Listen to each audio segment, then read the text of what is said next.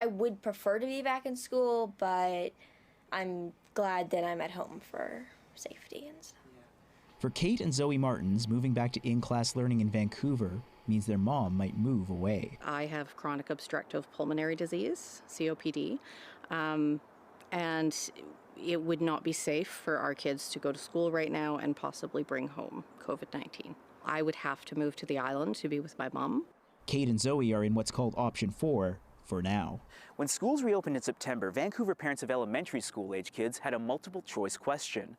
Do they send their kids back to in-class learning? Do they homeschool them? Do they go to online learning, which loses their place in their schools and programs? Or option 4, that's a temporary transitional program. Kids' spots in their schools and programs are held for them while they do online learning. But option 4 is ending at the end of the month, and that means parents and students have a choice. Do they stick with online learning and lose their spots in their programs and schools? Or do they go back to in-class learning despite some families' safety misgivings? Okay, that's looking really good. As of January, there were over 2,700 kids in option 4. The Martins are hoping the Vancouver School Board extends the option until the pandemic ends, so they don't have to be split apart.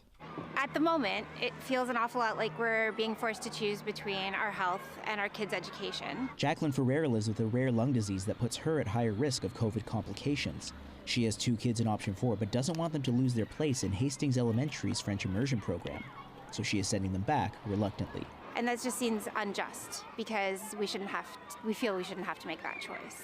Health officials have repeatedly stressed that schools are safe, and while there have been exposures, outbreaks have been few and far between, but these high-risk parents want to see vaccines roll out before sending their kids back.